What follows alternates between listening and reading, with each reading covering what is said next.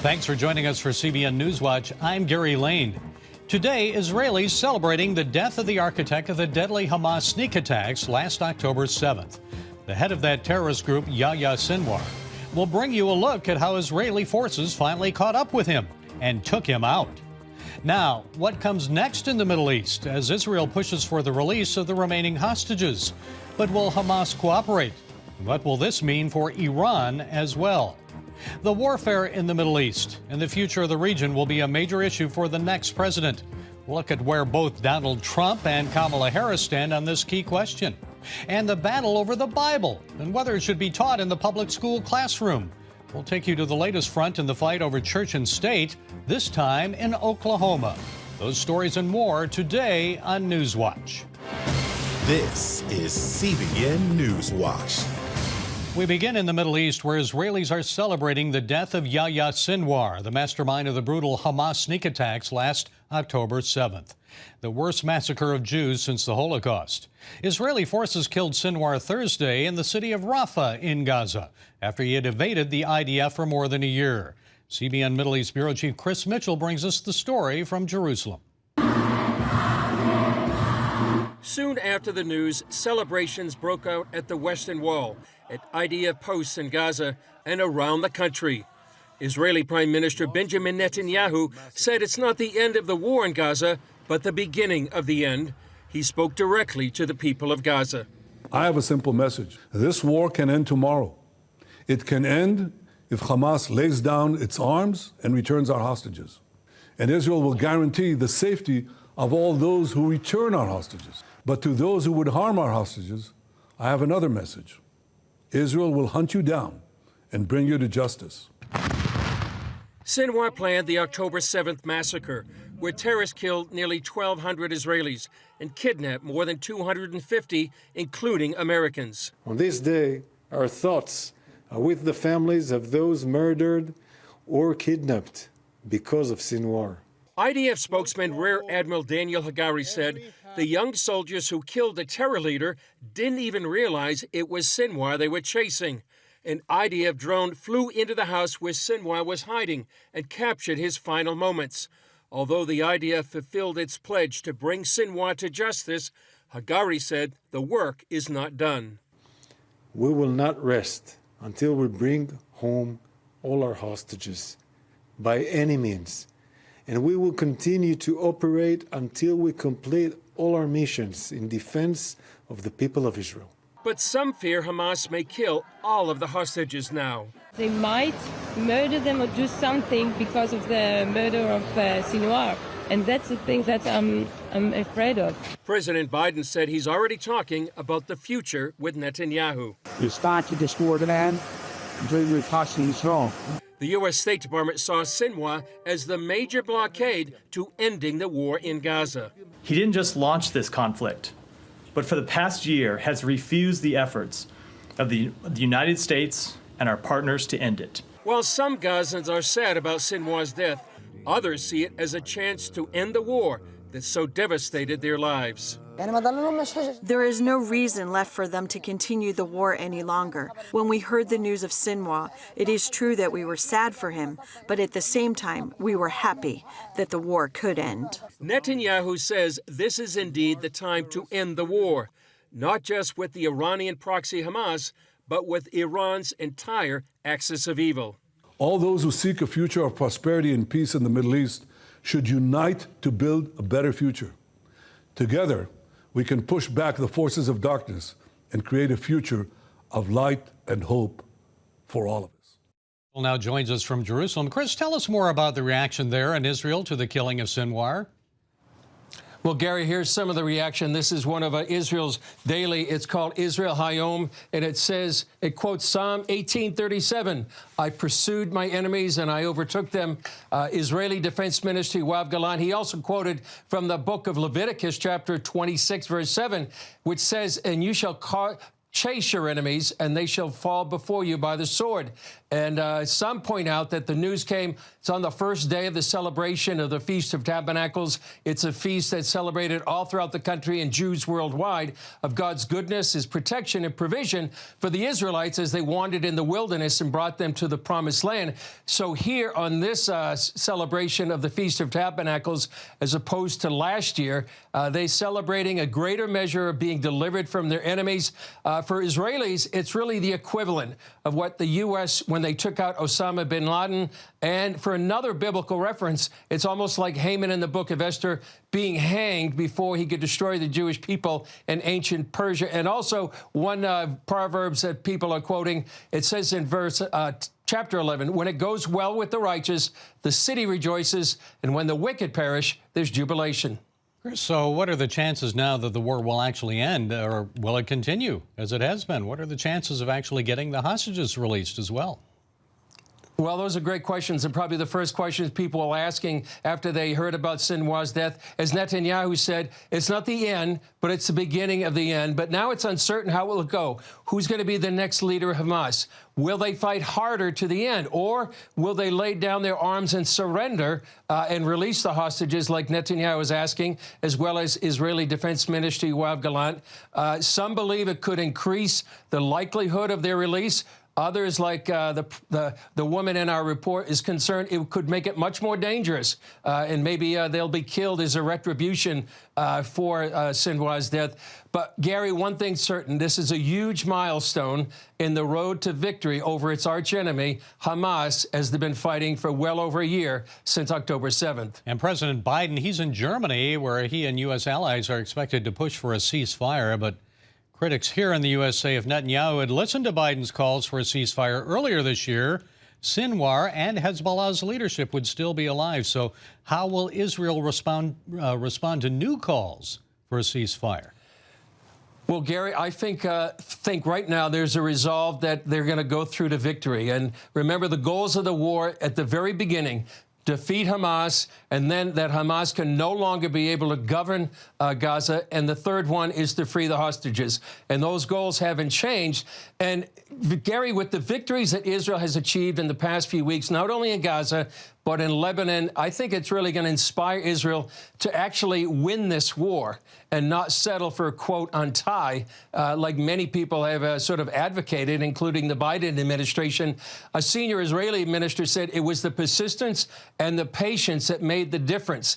Some, even in the government, they wanted to leave southern Gaza and Rafah after their initial achievements, but it's because they stayed and, as this minister said, did the hard work of searching throughout the area, they were able to eliminate Sinwar. So how is Hezbollah reacting to Sinwar's death? I imagine some of the remaining leaders are in hiding. I'm sure they are, Gary. It seems like one leader after another is being eliminated by Israel. They're warning of a new escalatory phase of the war, and by using precision-guided missiles. That's the main arsenal, their main weapon in their arsenal that Israel's really been concerned about. They're also saying they have hundreds of fighters that are going to counter Israel's ground invasion. On the other hand, the IDF is warning residents of 23 villages in southern Lebanon to evacuate because of their advances. And Israel is saying, making the point, they're not out to conquer Lebanon, but they're fighting against Hezbollah, not the Lebanese people. And a lot of people, Gary, you used to be there. People feel it's a real opportunity for Lebanon to be free from the grip of Iran and its proxy Hezbollah, and also allow thousands of Israelis to go back to their homes on the Lebanese-Israeli border. The killing of Sinwar, I'm sure that's bad news for Iran's strategy in the Middle East, is it not? A huge blow. And Hamas leader, the architect of October 7th, he was one of the jewels in Iran's crown. One of Iran's main proxies is now nearly defeated. They've lost Hezbollah leader Nasrallah. Hezbollah seems to be on its way to defeat. The Houthis in Yemen are severely degraded. So this ring of fire that has surrounded Israel is really crumbling and collapsing. And Israel still, Gary, it's good to remind her that plans to hit Iran itself after its attack on October 1st. And so we're going to see in this game of Middle East chess, could this be the time to hit Iran's proverbial queen and really take down the head of the snake? Well, if I were the Ayatollah Khomeini, I'd be in hiding as well. So You got a point there, Chris. What do you have on the new episode of Jerusalem Dateline today? Well, we have an update on the death of Sinwar, Gary. Also analysis by Middle East analyst John Wagi, and how this is going to affect the U.S. election, or how the U.S. election is going to affect Israel and the region. We also have a key story by George Thomas, how Iranians are feeling about the regime. Cindy Jacobs is talking about anti-Semitism and Islam, and also a story about a hostage family member reflecting on 1 year of their loved one in captivity. Okay, our CBN News Middle East Bureau Chief Chris Mitchell. Thanks for always, Chris, for your insights. Stay safe. Know that many people are praying for you and our staff there in Israel. You can see the latest Jerusalem Dateline tonight on the CBN News channel at 8 Eastern. You can also watch on the CBN News app or on YouTube. Coming up, how will the next president handle the crisis and warfare in the Middle East? That's a major question in this year's election, and we'll bring you that story when we come back.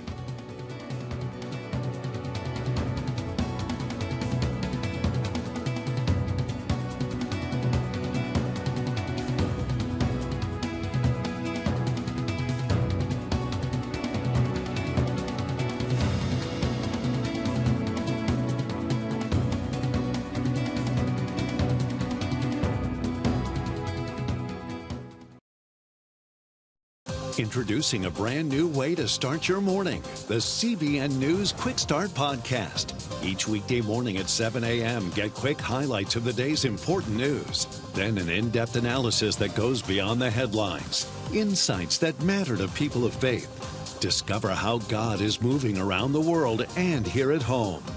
Find the CBN News Quick Start Podcast on iTunes or wherever you enjoy listening to podcasts, because truth matters. The Middle East crisis is a major issue in the upcoming presidential election. With less than 3 weeks to go before Election Day, voters and world leaders alike want to know how the presidential hopefuls will deal with a region on the brink of war. CBN chief political analyst David Brody has that story. Donald Trump and Kamala Harris are polar opposites in many ways, although it appears they agree on which country poses the greatest threat. Which foreign country do you consider to be our greatest adversary? I think there's an obvious one in mind, which is Iran. Iran has American blood on their hands, okay? And that's likely where the common ground will end. In dealing with Iran, a Harris administration would be expected to follow the path of President Biden. Critics say that means easing up on sanctions and supporting an updated nuclear deal, something Trump abruptly exited as president. Iran was broke under Donald Trump. Now Iran has $300 billion because they took off all the sanctions that I had. Brent Sadler is with the Heritage Foundation. Kamala Harris and the Biden-Harris White House the last 3.5, almost 4 years, their approach has been, if they can get a deal with Iran, everything else is possible. Trump, on the other hand, is from a position of strength, then meaningful negotiations are possible. As for Israel, Trump has been clear that a two-state solution is not possible. Harris, however, has stated she will push for it around the clock. On continued U.S. support for the Jewish state, Trump says he would not put any condition on aid. Harris hasn't committed to that. And during her time as VP, the administration temporarily stopped some ammunition shipments to Israel. The best predictor of what's going to happen is what somebody has done already. Former career diplomat Bart McCoys says any question of funding Israel is a major issue. She will strangle Israel. She'll have a policy of complete strangulation.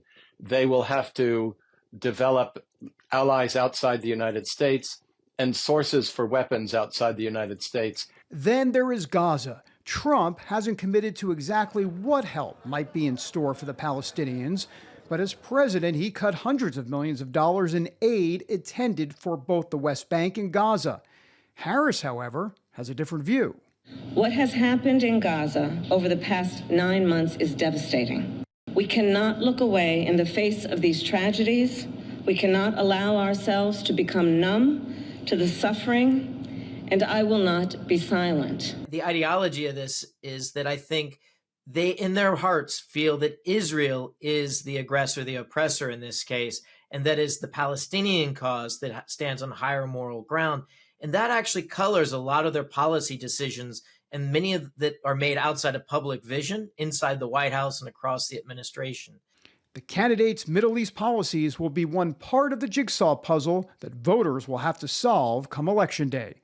David Brody, CBN News, Washington. Still ahead, a Bible battle in the Sooner State. Officials there want to bring the Word of God back into the classrooms. Critics say it's unconstitutional. CBN News shares what this could mean for Oklahoma and our nation. Right after this.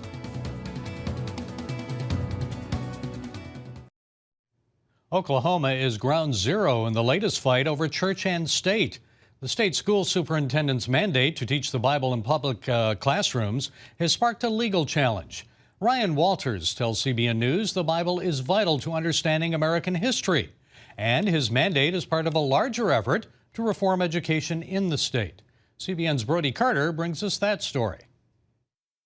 Oklahoma State Superintendent Ryan Walters' push for teaching the Bible in its historical context in public schools has reignited the debate of church and state.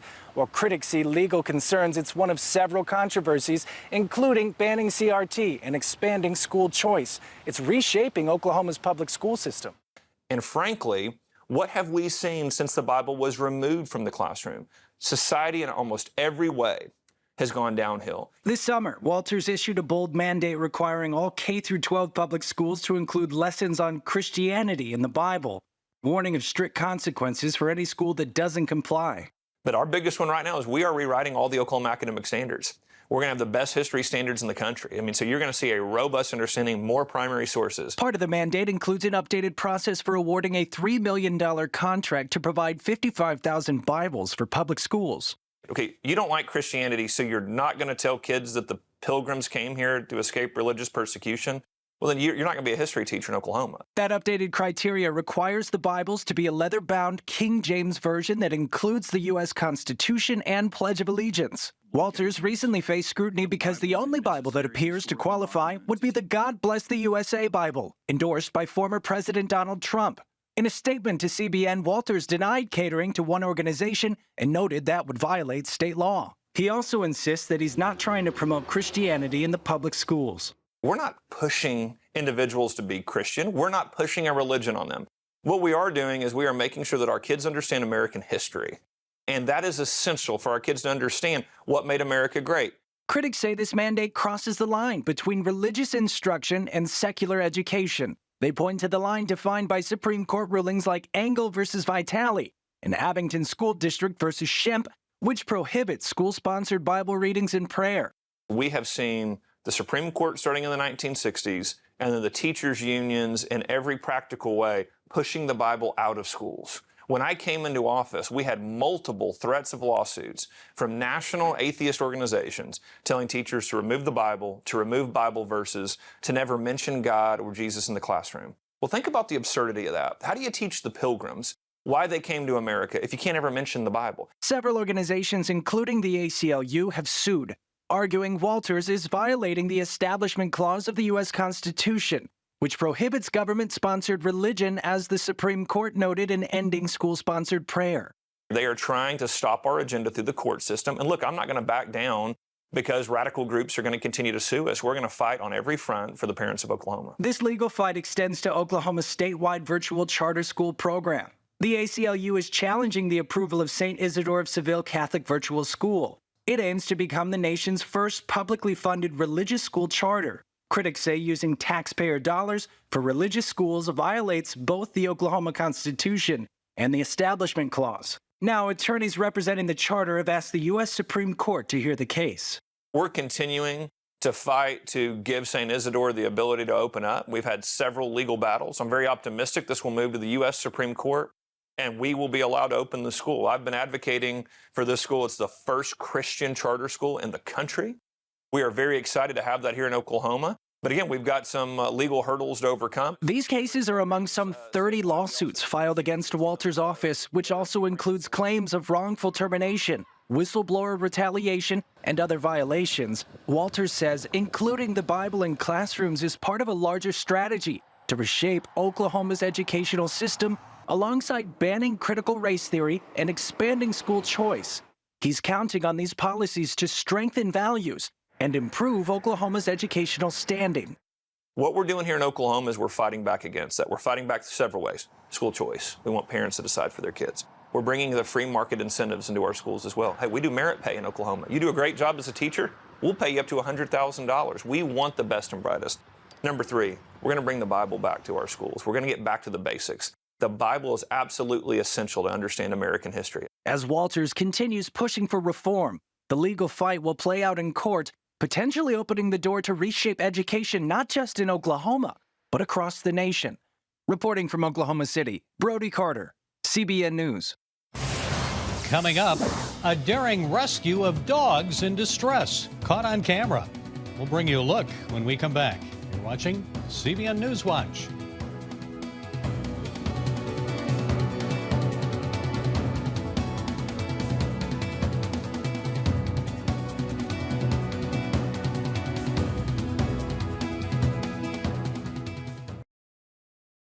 Download the CBN News app, 24/7 news from a Christian perspective at home or on the road.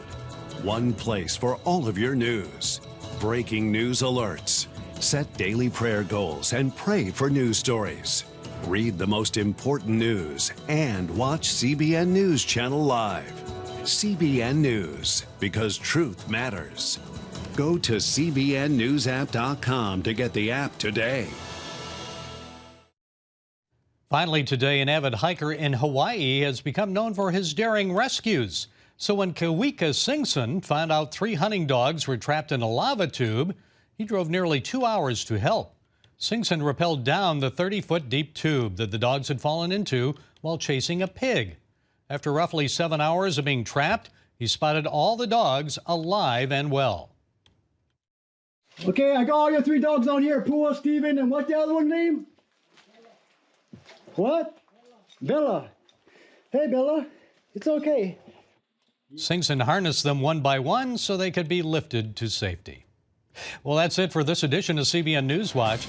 Remember, you can find more on our news programs, on the CBN News Channel anytime or online with cbnnews.com. Also, tell us what you think about the stories you've seen by emailing newswatch@cbn.com or talk to us on Facebook, Instagram, and X, formerly known as Twitter. We hope you'll join us next time. Thank you and have a great day.